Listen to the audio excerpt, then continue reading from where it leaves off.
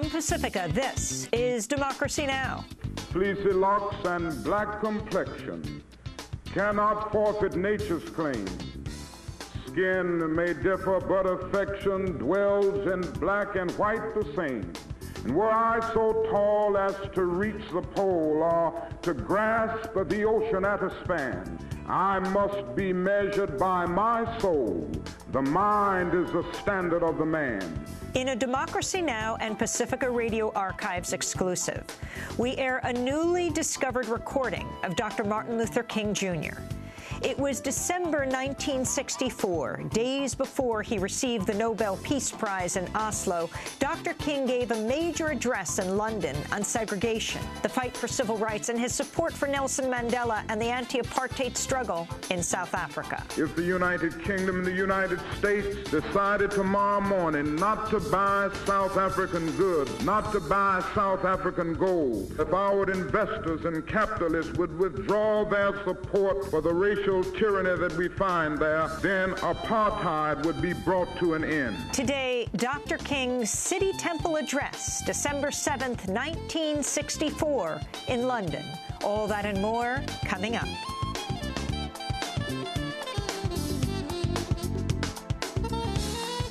Welcome to Democracy Now!, democracynow.org, the War and Peace Report. I am Amy Goodman. Today is the federal holiday honoring Dr. Martin Luther King. He was born January 15, 1929. He was assassinated April 4, 1968, at the Lorraine Motel in Memphis, Tennessee. He was just 39 years old. While Dr. King is primarily remembered as a civil rights leader, he also championed the cause of the poor, organizing the Poor People's Campaign to address issues of economic justice. Dr. King was also a fierce critic of U.S. foreign policy and the Vietnam War. In 1964, Dr. King became the youngest recipient of the Nobel Peace Prize. Days before he received that award in Oslo, Norway, Dr. King traveled to London. On December 7, 1964, Dr. King gave a speech sponsored by the British group Christian Action about the civil rights struggle in the United States, as well as the anti-apartheid movement in South Africa. The speech was recorded by Saul Bernstein, who was working as the European correspondent for Pacifica Radio. Bernstein's recording was recently discovered by Brian DeShazer, director of the Pacifica Radio Archives. This is that address by Dr. Martin Luther King, Jr. I want to talk with you mainly about our struggle in the United States, and before taking my seat, talk about some of the larger struggles in the whole world, and some of the more difficult struggles in places like South Africa. But that is a desperate, poignant question on the lips of people all over our country and all over the world. I get it almost everywhere I go and almost every press conference.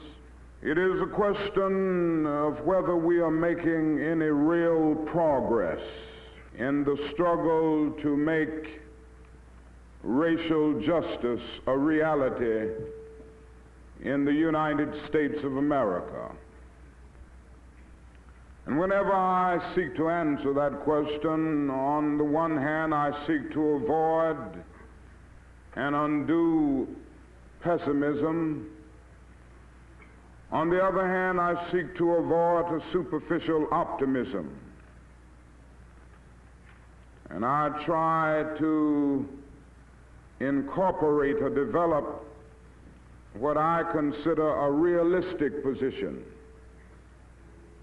by admitting on the one hand that we have made many significant strides over the last few years in the struggle for racial justice,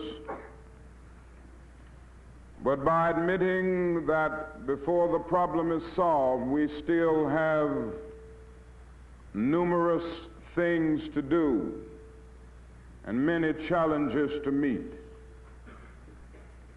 And it is this realistic position that I would like to use as a basis for our thinking together tonight as we think about the problem in the United States.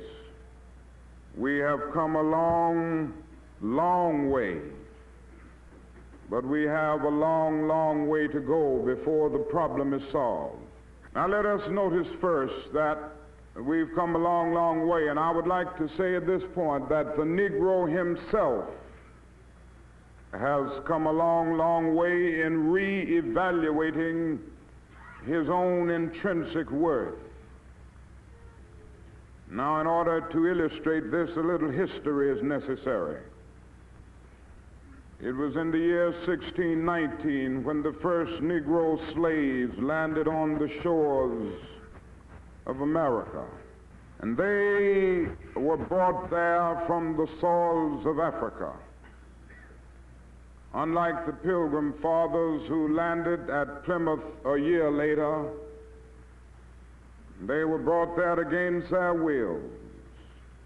And throughout slavery, the Negro was treated in a very inhuman fashion. He was a thing to be used, not a person to be respected.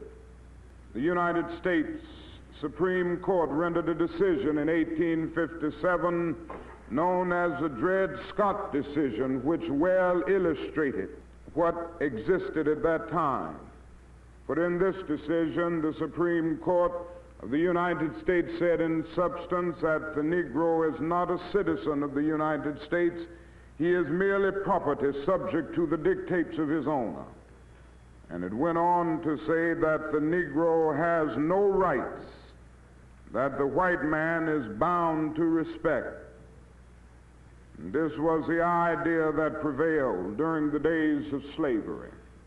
With the growth of slavery, it became necessary to give some justification for it. You know, it seems to be a fact of life that human beings cannot continue to do wrong without eventually reaching out for some thin rationalization to clothe an obvious wrong in the beautiful garments of righteousness. And this is exactly what happened during the days of slavery. There were those who even misused the Bible and religion to give some justification for slavery and to crystallize the patterns of the status quo.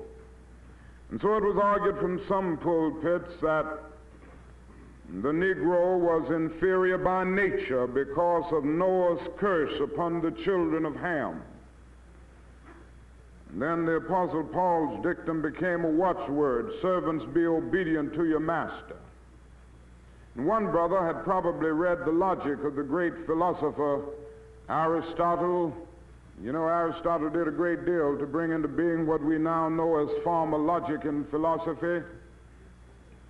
And in formal logic, that is a big word known as the syllogism, which has a major premise, a minor premise, and a conclusion. And so this brother decided to put his argument for the inferiority of the Negro in the framework of an Aristotelian syllogism. He could say all men are made in the image of God. This was the major premise. Then came the minor premise: God, as everybody knows, is not a Negro, therefore the Negro is not a man. This was the kind of reasoning that prevailed. Well, living with the conditions of slavery and then later segregation, many Negroes lost faith in themselves. Many came to feel that perhaps they were less than human. Many came to feel that they were inferior. This, it seems to me, is the greatest tragedy of slavery, the greatest tragedy of segregation, not merely what it does to the individual physically, but what it does to one psychologically. It scars the soul of the segregated as well as the segregator. It gives the segregator a false sense of superiority while leaving the segregated with a false sense of inferiority. And this is exactly what happened. But then something happened to the Negro, and circumstances made it possible and necessary for him to travel more. The coming of the automobile, the upheavals of 2 world wars, the Great Depression. And so his rural plantation background gradually gave way to urban industrial life.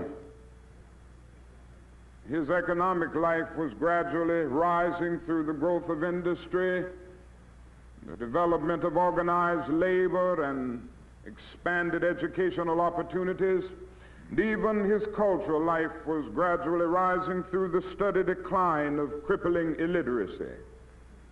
And all of these forces conjoined to cause the Negro in America to take a new look at himself. Negro masses all over began to reevaluate themselves. And then something else happened along with all of this. The Negro in the United States turned his eyes and his mind to Africa. And he noticed the magnificent drama of independence taking place on the stage of African history. And noticing the developments, and noticing what was happening, and noticing what was being done on the part of his black brothers and sisters in Africa, gave him a new sense of dignity in the United States and a new sense of self-respect. The Negro came to feel that he was somebody. His religion revealed to him that God loves all of his children and that all men are made in his image, and that the basic thing about a man is not his specificity but his fundamentum, not the texture of his hair or the color of his skin, but his eternal dignity and worth. And so the Negro in America could now cry out unconsciously with the eloquent poet, "Fleecy locks and black complexion cannot forfeit nature's claim. Skin may differ, but affection dwells in black and white the same.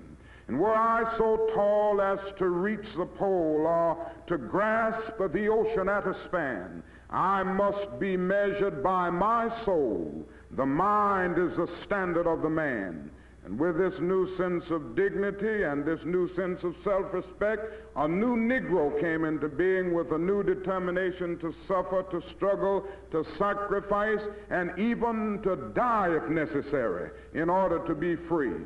And this reveals that we have come a long, long way since 1619. But if we're to be true to the facts, it is necessary to say that not only has the Negro re-evaluated his own intrinsic worth, the whole nation has come a long, long way in extending the frontiers of civil rights. And I'd like to mention just a few things that have happened in our country which reveal this. 50 years ago, or even 25 years ago, a year hardly passed when numerous Negroes were not brutally lynched by some vicious mob. Fortunately, lynchings have about ceased today. If one would go back to the turn of the century, you would find that in the southern part of the United States you had very few Negroes registered to vote. By 1948, that number had leaped to about 750,000. In 1960, it had leaped to 1,200,000. And when we went into the presidential election just a few weeks ago, that number had leaped to more than 2 million. We went into that election with more than 2 million Negroes registered to vote in the South, which meant that we in the civil rights movement, by working hard, have been able to add more than 800,000 new Negroes as registered voters in the last 3 years. This reveals that we've made strides. And then when we look at the question of economic justice, there's much to do, but we can at least say that some strides have been made. The average Negro wage earner who is employed today in the United States earns 10 times more than the average Negro wage earner of 12 years ago. The national income of the Negro is now a little better than $28 billion a year, which is more than all of the exports of the United States and more than the national budget of Canada. This reveals that we have made some strides in this area. But probably more than anything else, and you've read about it so much here and all over the world, I'm sure, we have noticed a gradual decline and even demise of the system of racial segregation. Now, the legal history of racial segregation had its beginning in 1896. Many people feel that racial segregation has been a reality in the United States a long, long time, but the fact is that this was a rather recent phenomenon in our country, just a little better than 60 years old. And it had its legal beginning with a decision known as the Plessy versus Ferguson decision, which said in substance that separate but equal facilities could exist, and it made the doctrine of separate but equal the law of the land. We all know what happened as a result of the old Plessy doctrine. There was always a strict enforcement of the separate, without the slightest intention to abide by the equal. And the Negro ended up being plunged into the abyss of exploitation, where he experienced the bleakness of nagging injustice. But then something marvelous happened. The Supreme Court of our nation in 1954 examined the legal body of segregation, and on May 17th of that year pronounced it constitutionally dead. It said in substance that the old Plessy doctrine must go, that separate facilities are inherently unequal, and that to segregate a child on the basis of his race is to deny that child equal protection of the law. And so we've seen many changes since that momentous decision was rendered in 1954. It came as a great beacon light of hope to millions of disinherited people all over our nation. Then something else happened, which brought joy to all of our hearts. It happened this year. It was last year after the struggle in Birmingham, Alabama, that the late President Kennedy came to realize that there was a basic issue that our country had to grapple with a sense of concern and a sense of immediacy. He made a great speech a few days before, rather it was really on the same day that the University of Alabama was to be integrated, and Governor Wallace stood in the door and tried to block that integration. When Mr. Kennedy had to have the National Guard federalized, he stood before the nation and said in eloquent terms, the problem which we face in the area of civil rights is not merely a political issue. It is not merely an economic issue. It is at bottom a moral issue. It is as old as the Scriptures and as modern as the Constitution. It is a question of whether we will treat our Negro brothers as we ourselves would like to be treated. And on the heels of that great speech, he went and recommended to the Congress of our nation the most comprehensive civil rights bill ever recommended by any president of our great nation. Unfortunately, after many months of battle, and for a period we got a little tired of that. You know, there are some men in our country who like to talk a lot. Maybe you've read about the filibuster, and you know they get bogged down in the paralysis of analysis, and they will just go on and on and on, and they wanted to talk that bill to death. But President Lyndon Johnson got to work. He started calling congressmen and senators in. He started meeting day in and day out with influential people in the country and making it clear that that bill had to pass as a tribute to the late President Kennedy, but also as a tribute to the greatness of the country and as an expression of its dedication to the American dream. And it was that great day last summer that that bill came into being. And it was on July 2nd that Mr. Johnson signed that bill, and it became the law of the land. And so in America now we have a civil rights bill, and I'm happy to report to you that by and large that bill is being implemented in communities all across the South. We have seen some surprising levels of compliance, even in some communities in the state of Mississippi. And whenever you can find anything right in Mississippi, things are getting better. Dr. Martin Luther King speaking in London, December 7th, 1964. We'll return to the speech after this break. Ever love must have killed at every turn. We've got to know by now what the consequences will bring. Yes, he had seen a mountaintop that he knew he could not stop. Always living with the threat of death ahead. Yeah, yeah, yeah. Folks, you'd better stop and think. While we're all heading for the brink, hear me now. What will happen now? What's gonna happen now?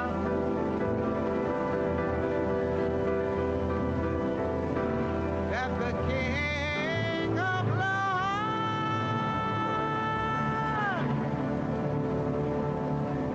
is dead. Nina Simone singing "The King of Love is Dead." This is Democracy Now!, democracynow.org, The War and Peace Report. I'm Amy Goodman. In this Democracy Now! Exclusive, we return to Dr. Martin Luther King Jr. in his own words from a recording recently discovered by the Pacifica Radio Archives. This is from December 7th, 1964 in London, just days before Dr. King received the Nobel Peace Prize in Oslo, Norway. We can never forget the fact that just this summer, 3 civil rights workers were brutally murdered near Philadelphia, Mississippi.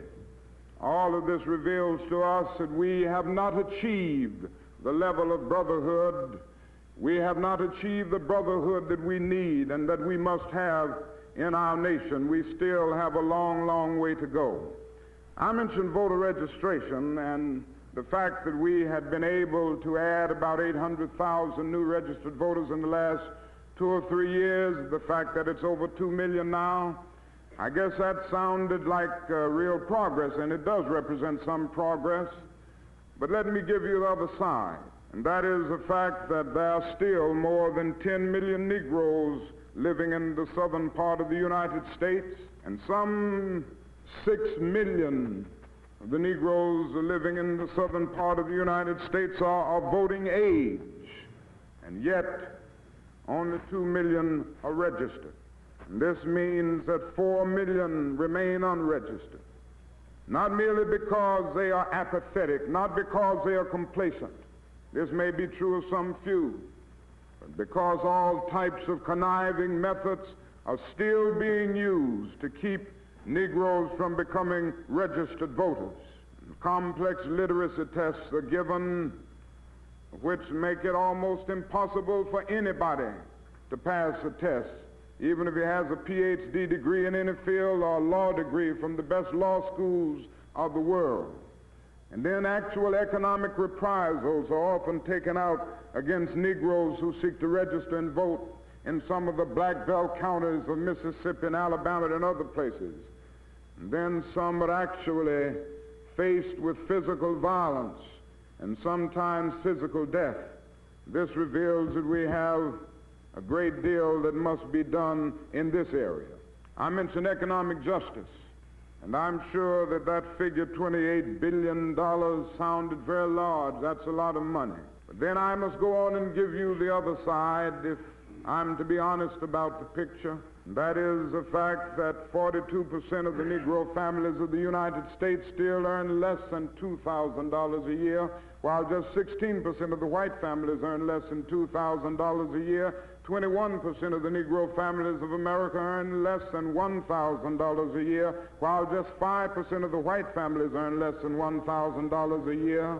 And then we face the fact that 88% of the Negro families of America earn less than $5,000 a year, while just 58% of the white families earn less than $5,000 a year.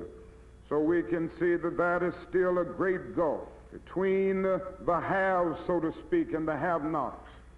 And if America is to continue to grow and progress and develop and move on toward its greatness, this problem must be solved. Now, this economic problem is getting more serious because of many forces alive in our world. For many years, Negroes were denied adequate educational opportunities. For many years, Negroes were even denied apprenticeship training. And so the forces of labor and industry so often discriminated against Negroes. And this meant that the Negro ended up being limited by and large to unskilled and semi-skilled labor. Now, because of the forces of automation and cybernation, these are the jobs that are now passing away. And so the Negro wakes up in a city like Detroit, Michigan, and discovers that he's 28% of the population and about 72% are unemployed. Now, in order to grapple with that problem, our federal government will have to develop massive retraining programs, massive public works programs, so that automation can be a blessing, as it must be, to our society and not a curse. Then the other thing, when we think of this economic problem, we must think of the fact that that is nothing more dangerous than to build a society with a segment in that society which feels that it has no stake in the society.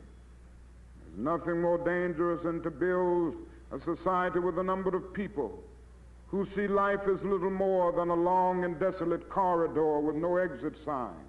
They end up with despair because they have no jobs, because they can't educate their children, because they can't live in a nice home, because they can't have adequate health facilities.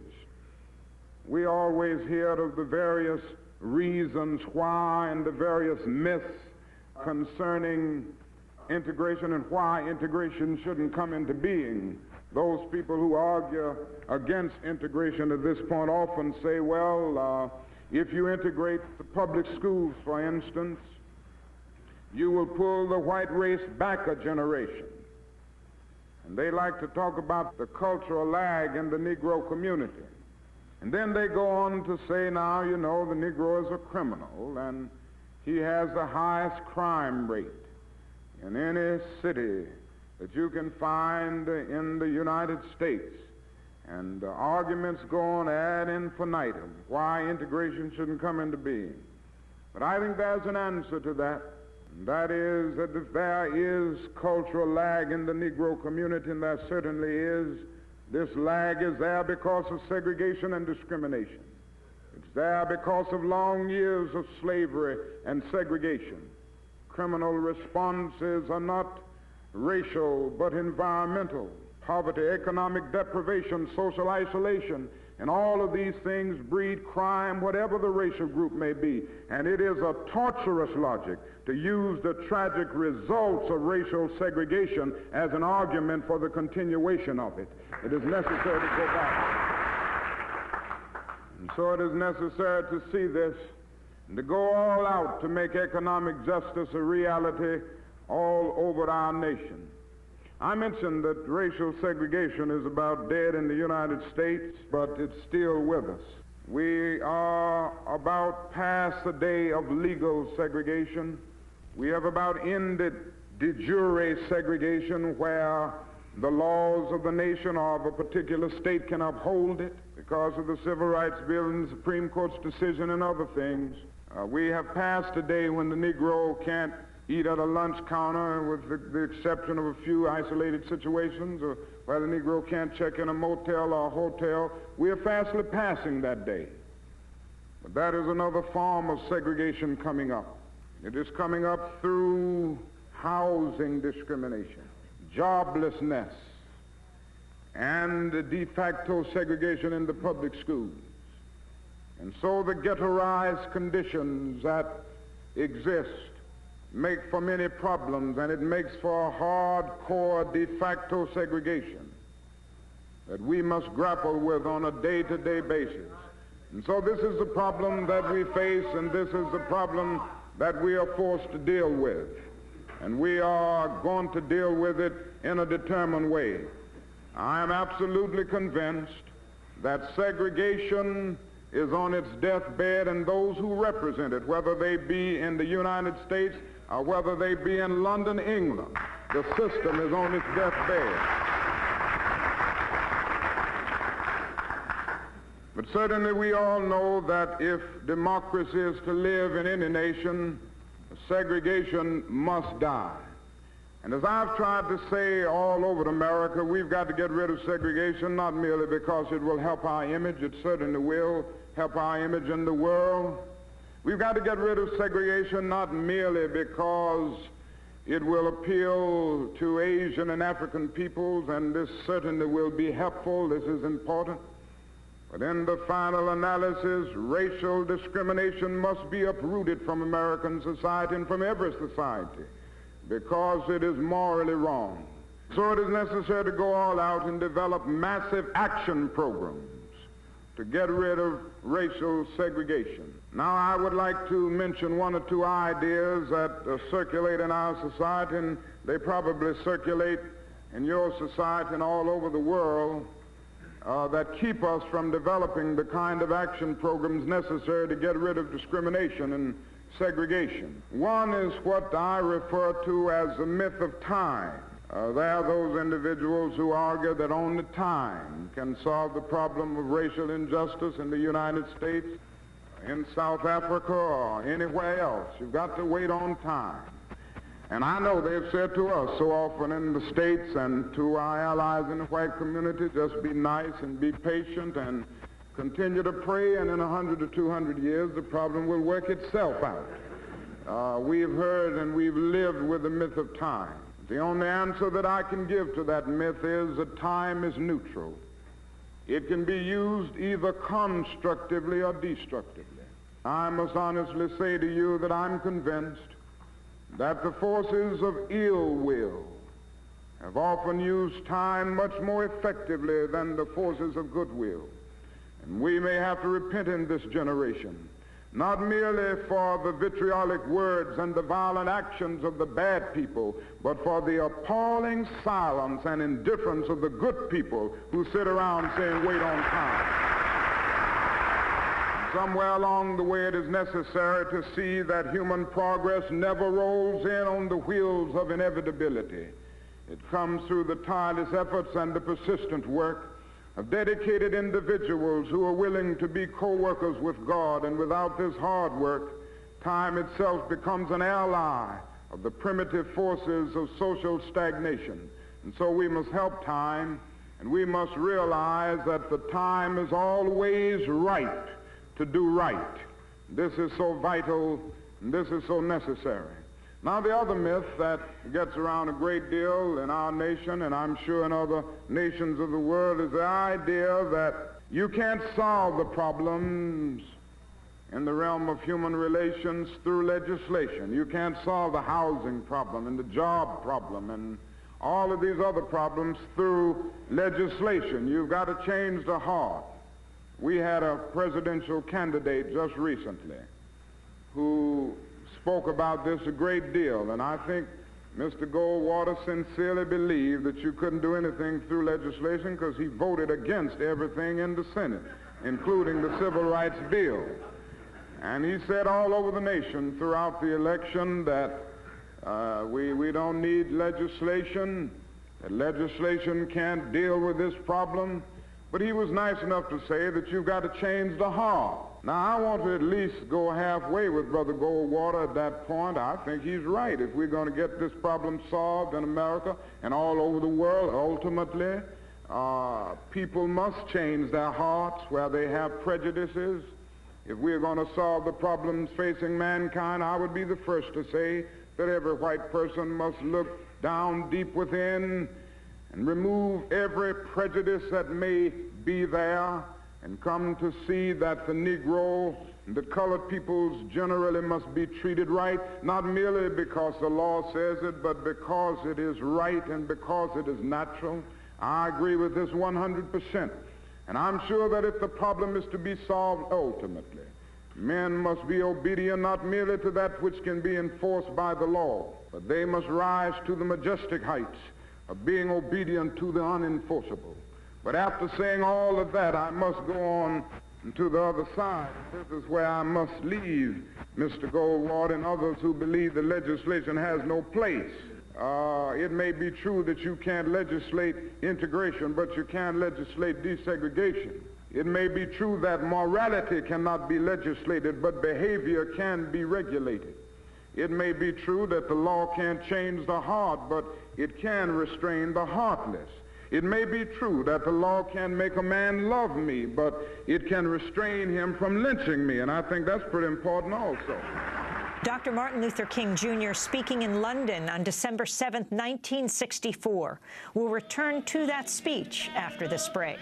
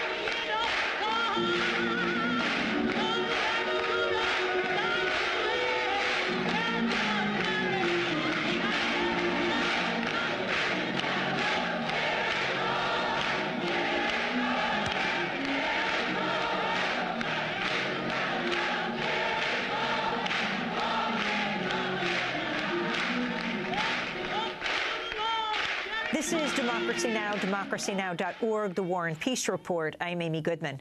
In this Democracy Now! Exclusive, we return to Dr. Martin Luther King Jr. in his own words from a recording recently discovered by the Pacifica Radio Archive. The speech given in London, December 7, 1964, just days before Dr. King received the Nobel Peace Prize in Oslo, Norway. Now, as you know, we have been engaged in the United States in a massive struggle and to make desegregation and finally integration a reality. And in that struggle there has been an undergirding philosophy, the philosophy of nonviolence, the philosophy and method of nonviolent resistance. And I'd like to say just a few words about the method or the philosophy that has undergirded our struggle.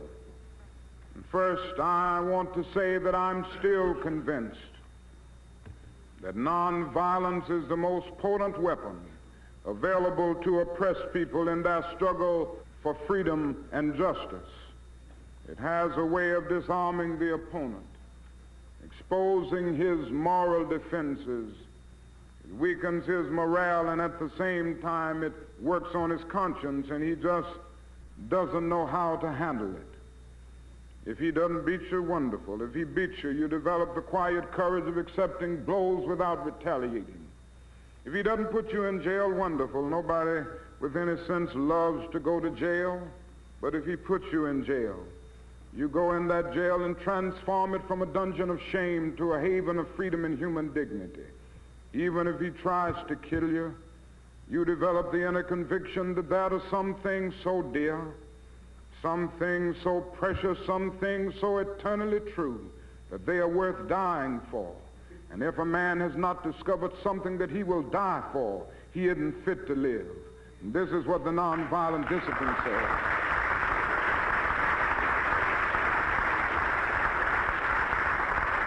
And then the other thing about it is that it gives the individual a way of struggling to secure moral ends through moral means. One of the great debates of history has been over the whole question of ends and means.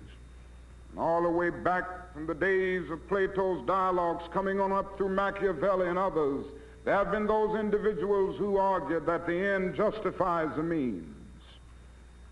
But in a real sense, a nonviolent philosophy comes along and says that the end is pre-existent in the means.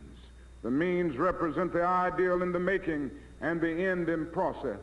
And so that in the long run of history, immoral means cannot bring about moral ends. Somehow man must come to the point that he sees the necessity of having ends and means cohering, so to speak.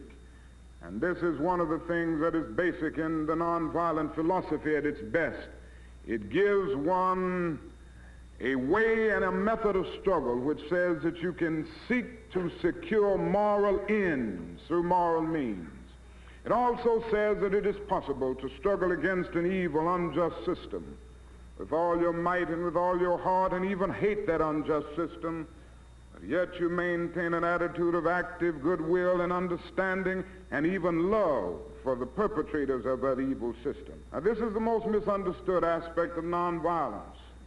And this is where those who don't want to follow the nonviolent method say a lot of bad things to those of us who talk about love. But I still go on and believe in it, because I am still convinced that it is love that makes the world go round. And somehow this kind of love can be a powerful force for social change. Now, I'm not talking about a weak love. I'm not talking about emotional bosh here. I'm not talking about some sentimental quality. I'm not talking about an affectionate response. It would be nonsense to urge oppressed people to love their violent oppressors in an affectionate sense, and I have never advised that. When Jesus said, love your enemies, I'm happy he didn't say like your enemies. It's pretty difficult to like some people. But love is greater than like. Love is understanding, creative, redemptive goodwill for all men. Theologians talk about this kind of love with the Greek word agape, which is a sort of overflowing love that seeks nothing in return. And when one develops this, you rise to the position of being able to love the person who does the evil deed while hating the deed that the person does. And I believe that this can be done. Psychiatrists are telling us now that hatred is a dangerous force, not merely for the hated, but also the hater.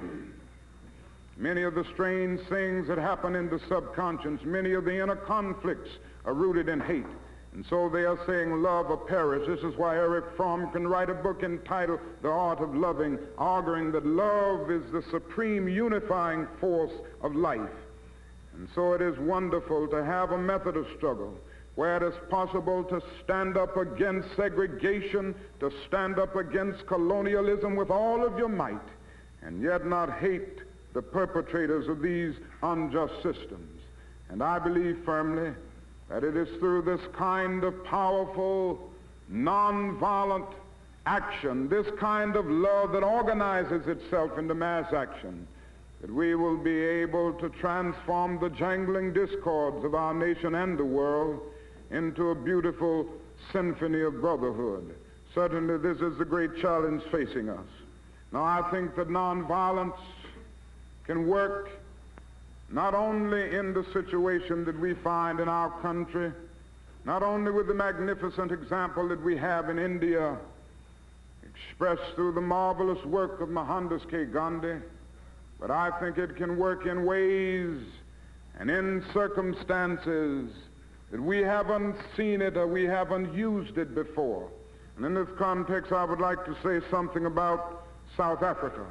And I'd like to read just a statement that I've written here so that I'll be sure that I'll say everything that I have in mind about the South African situation without missing anything. I understand they are here tonight, South Africans, some of whom have been involved in the long struggle for freedom there. In our struggle for freedom and justice in the United States, which has also been so long and difficult, we feel a powerful sense of identification with those in the far more deadly struggle for freedom in South Africa. We know how Africans there and their friends of other races strove for half a century to win their freedom by nonviolent methods. We have honored Chief Lutuli for his leadership, and we know how this nonviolence was only met by increasing violence from the state, increasing repression, culminating in the shootings at Sharpeville and all that has happened since.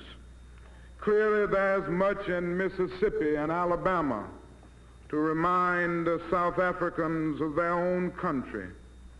Yet even in Mississippi, we can organize to register Negro voters. We can speak to the press. We can, in short, organize the people in nonviolent action. But in South Africa, even the mildest form of nonviolent resistance meets with years of imprisonment, and leaders over many years have been restricted and silenced and imprisoned. We can understand how, in that situation, people felt so desperate that they turned to other methods such as sabotage. Today, great leaders like Nelson Mandela and Robert Sobukwe are among the many hundreds wasting away in Robben Island prison against a massive, armed, and ruthless state which uses torture and sadistic forms of interrogation to crush human beings, even driving some to suicide. The militant opposition inside South Africa seems for the moment to be silenced. The mass of the people seems to be contained, seems for the moment unable to break from the oppression. I emphasize the word seems because we can imagine what emotions and plans must be seething below the calm surface of that prosperous police state. We know what emotions are seething in the rest of Africa and indeed all over the world. The dangers of a race war. These dangers we have had repeated and profound warning. It is in this situation, with the great mass of South Africans denied their humanity, their dignity, and denied opportunity, denied all human rights. It is in this situation, with many of the bravest and best South Africans serving long years of in prison, with some already executed. In this situation, we in America and Britain have a unique responsibility. For it is we, through our investments, through our government's failure to act decisively, who are guilty of bolstering up the South African tyranny. Our responsibility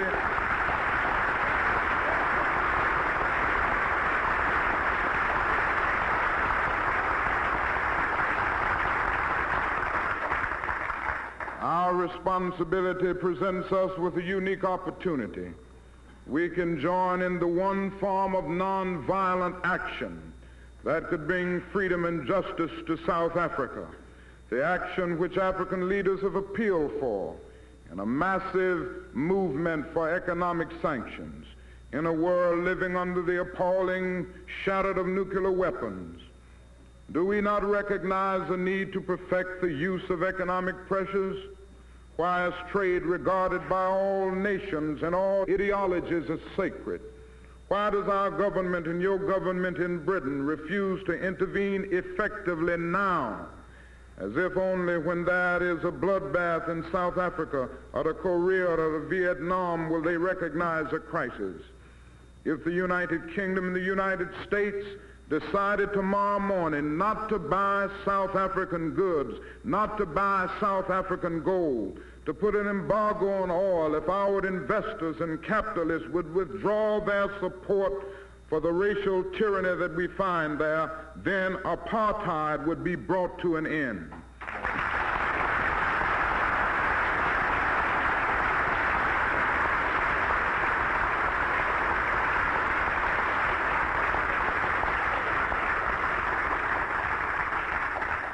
Then the majority of South Africans of all races could at last build the shared society they desire. And so this is a challenge facing the nations of the world. And God grant that we will meet this challenge and be a part of that great creative movement that will seek to bring about change and transform those dark yesterdays of man's inhumanity to man into bright tomorrows of justice and peace and goodwill. And may I say to you that the problem of racial injustice is not limited to any one nation. We know now that this is a problem spreading all over the globe.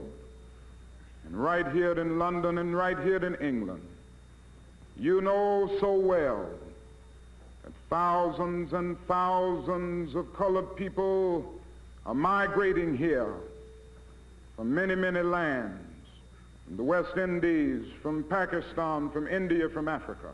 And they have the just right to come to this great land. And they have the just right to expect justice and democracy in this land. And England must be eternally vigilant. For if not, the same kind of ghettos will develop that we have in the Harlems of the United States.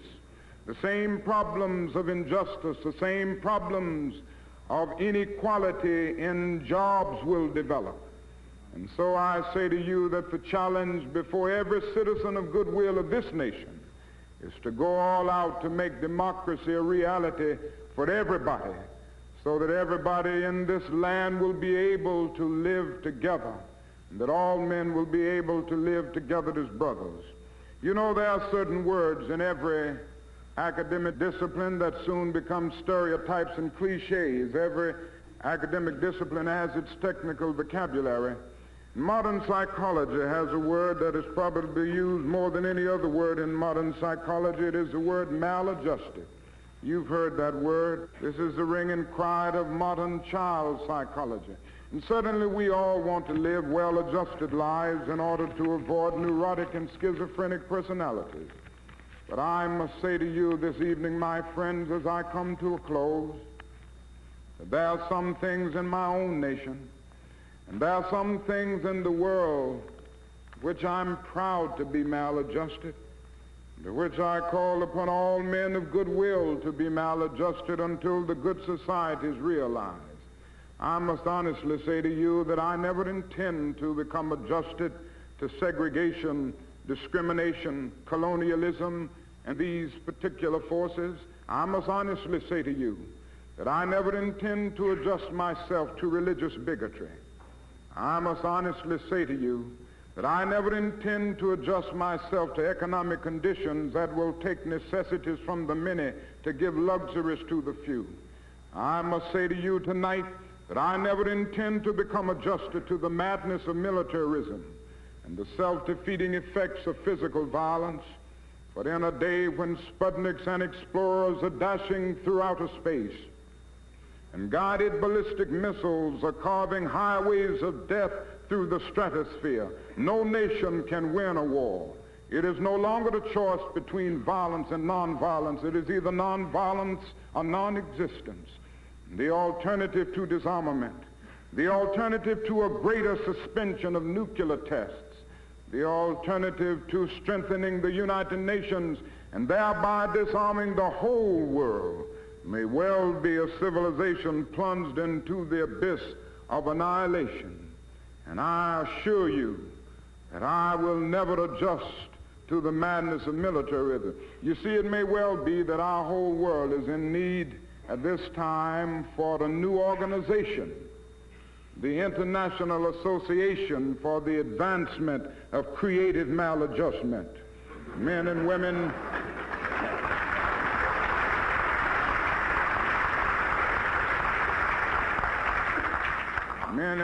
who will be as maladjusted as the prophet Amos, who in the midst of the injustices of his day could cry out in words that echo across the centuries, "Let justice roll down like waters and righteousness like a mighty stream." As maladjusted as the late Abraham Lincoln, the great president of our nation, who had the vision to see that the United States could not survive half slave and half free. As maladjusted as Thomas Jefferson, who in the midst of an age amazingly adjusted to slavery, could etch across the pages of history words lifted to cosmic proportions. We hold these truths to be self-evident, that all men are created equal, that they are endowed by their Creator with certain inalienable rights, that among these are life, liberty, and the pursuit of happiness. As maladjusted as Jesus of Nazareth, who could say to the men and women of his day, "He who lives by the sword will perish by the sword." And through such maladjustment, we will be able to emerge from the long and desolate midnight of man's inhumanity to man into the bright and glittering daybreak of freedom and justice. May I say to you that I still believe that mankind will rise up to the occasion in spite of the darkness of the hour, in spite of the difficulties of the moment, In spite of these days of emotional tension, when the problems of the world are gigantic in extent and chaotic in detail, I still have faith in the future. And I still believe that we can build this society of brotherhood and this society of peace. We have a song that we sing in our movement, and we've joined hands to sing it so often, beyond, behind jail bars. I can remember times that we've been in jail cells made for 12 people, and yet you would find some 15 or 20 there, but yet we could go on and lift our voices and sing it. I mentioned it yesterday afternoon as I was preaching at St. Paul's. We shall overcome. We shall overcome. Deep in my heart, I do believe we shall overcome. And somehow I believe that mankind will overcome. And I believe that the forces of evil will be defeated. I believe this because Carlyle is right. No lie can live forever. I believe that we shall overcome because William Cullen Bryant is right. Truth-crushed earth will rise again. I believe that we shall overcome because James Russell Lowell is right. Truth forever on the scaffold, wrong forever on the throne. Yet that scaffold sways the future, and behind the dim unknown standeth God within the shadow, keeping watch above his own. With this faith, we will be able to adjourn the councils of despair and bring new light into the dark chambers of pessimism. With this faith, we will be able to transform this pending cosmic elegy into a creative psalm of peace and brotherhood. With this faith, we will be able to speed up the day when all of God's children, black men and white men, Jews and Gentiles, Protestants and Catholics, Hindus and Muslims, theists and atheists, will be able to join hands and sing in the words of the old Negro spiritual, free at last, free at last. Thank God Almighty, we are free at last. We have a long, long way to go before this problem is solved, but thank God we've made strides. We've come a long, long way. So I close by quoting the words of an old Negro slave preacher who didn't quite have his grammar and diction right, but who uttered words of great symbolic profundity. Lord, we ain't what we want to be. We ain't what we ought to be. We ain't what we're going to be. But thank God, we ain't what we was. Thank you. Martin Luther King Jr. speaking in London at City Temple on December 7th, 1964. He would receive the Nobel Peace Prize 3 days later in Oslo, Norway. The recording of this speech was recently discovered by Brian DeShazer, director of the Pacifica Radio Archives. To get a copy of today's show and to learn more about how this rare King recording was discovered, go to our website at DemocracyNow.org. The Pacifica Radio Archives website is pacificaradioarchives.org. And that does it for today's show. Democracy Now! Is produced by Mike Burke, Amy Littlefield, Renee Feltz, Aaron Mate, Nermeen Sheikh, Steve Martinez, Sam Alkoff, Hani Massoud, Ravi Karan, Dina Guzder, Mike DeFilippo, and Miguel Noguera, our engineers. Special thanks to Becca Staley, Julie Crosby, Hugh Grand, Jessica Lee, David Prude, and Vesta Godars, and to our camera crew, John Randolph, Kieran Krug-Meadows, Carlo De Jesus, and Jose Miranda. I'm Amy Goodman. This is DemocracyNow.org.